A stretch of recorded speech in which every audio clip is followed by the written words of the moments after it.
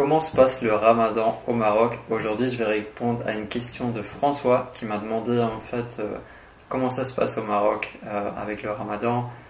Est-ce que tout est fermé, surtout dans les villages? Il m'a demandé un petit peu plus d'infos. Je me suis dit ce sera un bon thème de vidéo, donc on va voir ça ensemble aujourd'hui. Avant de répondre directement à sa question, on peut voir ensemble qu'est-ce que c'est que le Ramadan, de faire un petit rappel là-dessus. Donc le Ramadan, c'est vraiment un mois saint pour les musulmans, c'est-à-dire que c'est un mois qui est vraiment fait pour se purifier le corps et l'esprit. Tu verras aussi que beaucoup de Marocains font plus de sport. C'est un mois idéal pour se mettre à la place des plus pauvres, des plus démunis, de ceux qui ont un peu difficile de vivre. Tu te mets à leur place durant ce mois et évidemment tu pratiques le jeûne alimentaire. C'est un jeûne sec, ça veut dire que tu peux ni boire ni manger de l'aube jusqu'au coucher du soleil. C'est interdit aussi d'avoir des relations sexuelles, de fumer par exemple, tout ça c'est interdit. C'est également un des 5 piliers de l'islam, donc c'est comme un devoir que tout musulman doit pratiquer. Je ne sais pas si tu le sais, mais tout le système est basé sur le calendrier hégirien, donc c'est basé sur la lune, sur les cycles de la lune, et ça commence après la nouvelle lune lorsque le premier fin croissant est visible. Et c'est pour ça aussi que des fois le Ramadan commence pas en même temps au Maroc et en France, parce que ici ils observent ce croissant à l'œil nu, et parfois il y a un petit décalage d'un jour entre le Maroc et certains pays. Chaque année, le Ramadan commence donc 10 à 12 jours avant le Ramadan de l'année précédente, de l'année juste avant. Ce qui est assez positif maintenant, c'est qu'on est sorti de la période où le Ramadan tombait en plein été, quand il faisait super chaud. Voilà, là ça commence à aller dans l'autre sens, et ce sera un petit peu plus facile plus on va avancer dans les années pour les Marocains par exemple qui font le Ramadan dans des villes où il fait très chaud. C'est quand même un peu plus facile de le faire en début d'année par exemple. Il y a la fête de la Eid, la petite fête 29 ou 30 jours plus ou moins après le début du jeûne. Donc c'est vraiment un moment qui est très familial, si on peut dire comme ça. On sent vraiment la force de la communauté pour l'avoir vécu. Et quand le Ramadan se termine, quand il y a la fête de la Eid, chaque famille va mettre ses plus beaux vêtements ou des nouveaux vêtements, et on va aller visiter les amis, la famille. On offre aussi des cadeaux aux enfants, et c'est aussi une prière particulière où les gens se rassemblent à la mosquée. Je pense qu'il ne faut pas oublier le côté aussi qu'on s'occupe des autres, qu'on se met à la place des autres. Donc c'est un moment idéal pour faire des dons, pour donner son argent, son temps, des biens aux personnes qui en ont besoin. Donc en gros, tu peux pas manger, tu peux pas boire durant la journée jusqu'au coucher de soleil. Et normalement, la rupture du jeûne, ça se fait avec des dattes, avec la soupe harira, avec des œufs.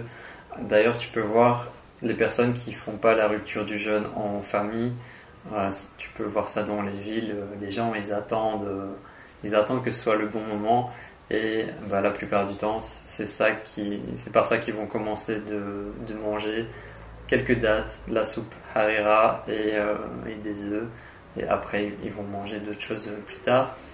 Quand tu le fais en famille, là, c'est un peu différent. C'est une sorte de festin où t'as une ou plusieurs tables remplies de toutes les choses que tu peux imaginer pour manger. Du sucré, du salé, du chaud, du froid, des jus, enfin tout ce qui est possible de manger, tu vas le retrouver dans ce repas de rupture de jeûne. Et d'ailleurs c'est un peu paradoxal parce que durant le mois de Ramadan, les gens consomment beaucoup plus que d'habitude. Il faut un budget 2 ou 3 fois plus élevé pour la nourriture. Et ce qui est paradoxal, c'est que normalement le Ramadan est fait justement pour jeûner, pour moins manger, pour mettre son corps au repos. Mais ce qu'on voit dans la réalité, c'est que les gens mangent plus que d'habitude et c'est juste qu'ils décalent leurs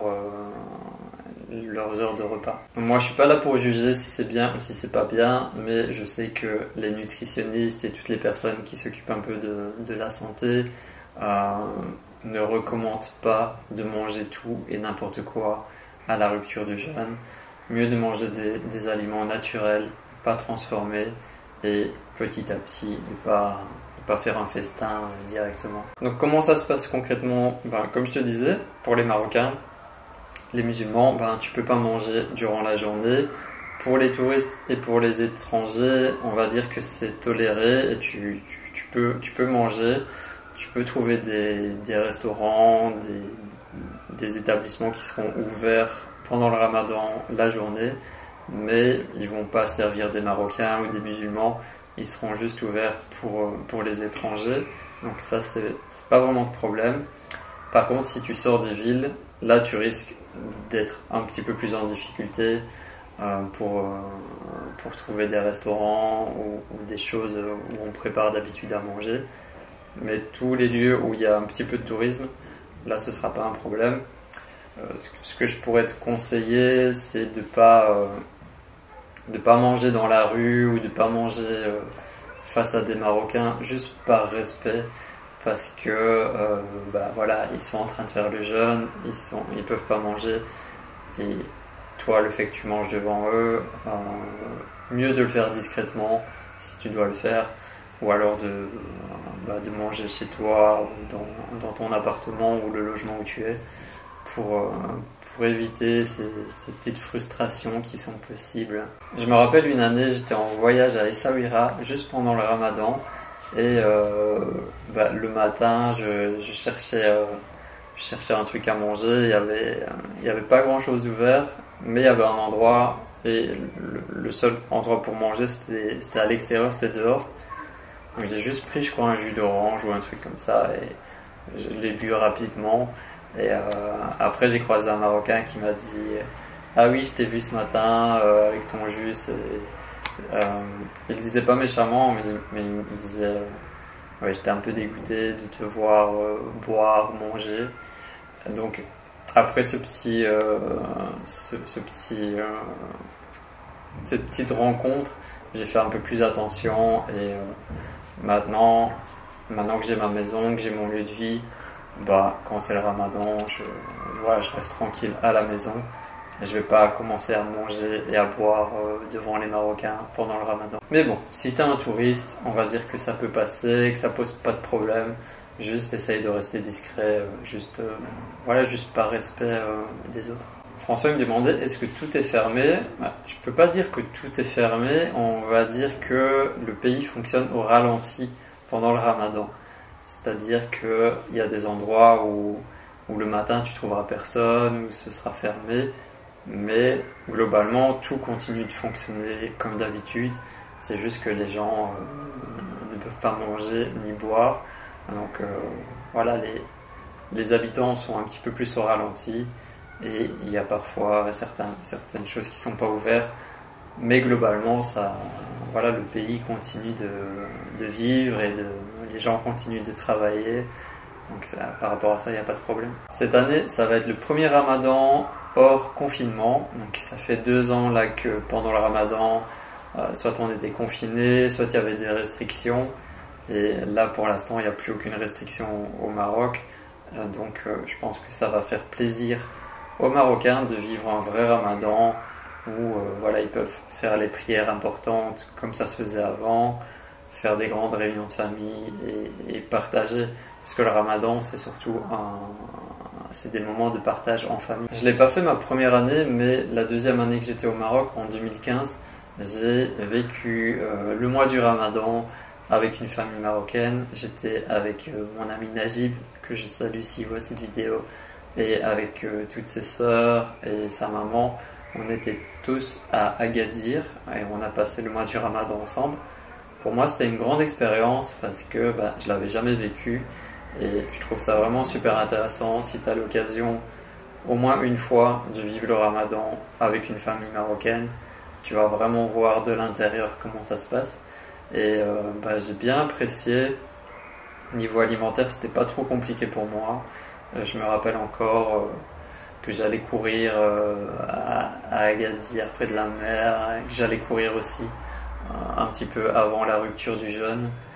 Et après, on passait des bons moments en famille, on mangeait beaucoup, on mangeait bien. Il y a tout aussi la préparation des repas, les courses, la vie nocturne. Donc j'ai vraiment des bons souvenirs de ce ramadan.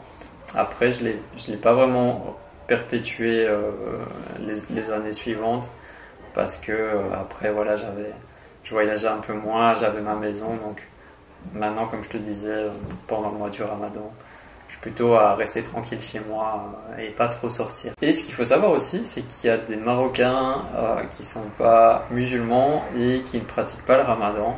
Donc c'est une petite partie de la société, mais il faut savoir qu'ils existent aussi. Et pour eux, c'est parfois un peu compliqué de vivre ce mois parce que voilà, ils ont envie de manger, ils ont envie de fumer. Et c'est très très mal vu par la société marocaine qu'il y ait d'autres Marocains qui ne respectent pas le ramadan.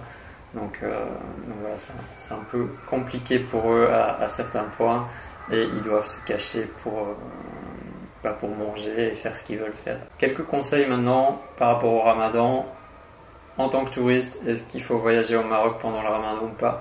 Si tu as programmé tes vacances et que tu savais pas que ça allait être pendant le ramadan, c'est trop tard pour annuler peut-être.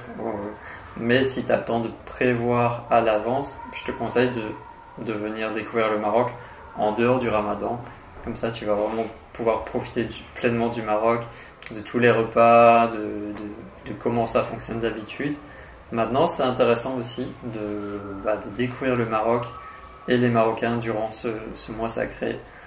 Si tu dois le vivre, vis-le comme une expérience qui va sûrement t'apprendre des choses et vivre de nouvelles aventures. Par rapport à mon travail avec les voyages et les séjours que j'organise dans le désert et au Maroc, moi j'ai décidé là de ne plus proposer de séjour pendant le ramadan parce que je l'ai vécu quelques fois. C'est quand même assez compliqué d'être avec des étrangers qui viennent pour vivre un voyage au Maroc. Donc ils doivent manger matin, midi et soir. Et toute ton équipe qui travaille avec toi ne peuvent pas manger parce qu'ils font le ramadan. Donc j'étais un petit peu mal à l'aise quand ça s'est produit, surtout qu'on était dans le désert, il faisait très très chaud. Je crois que c'était il y a 3-4 ans comme ça. Et je me suis dit, ok, c'est la dernière fois que je propose un voyage pendant le ramadan. Maintenant, je préfère le faire en dehors de cette période. Fais attention au transport public durant cette période, en tout cas surtout pendant la fête, que ce soit la fête de l'Aïd, la petite fête ou la grande fête. Si tu n'as pas de voiture, que tu dois te déplacer en transport, ça peut être très très très compliqué, donc fais attention par rapport à ça, organise-toi. Je t'invite, si tu as le temps et l'opportunité de vivre le ramadan avec une famille marocaine, comme ça, c'est le meilleur moyen de le vivre en étant en immersion chez une famille.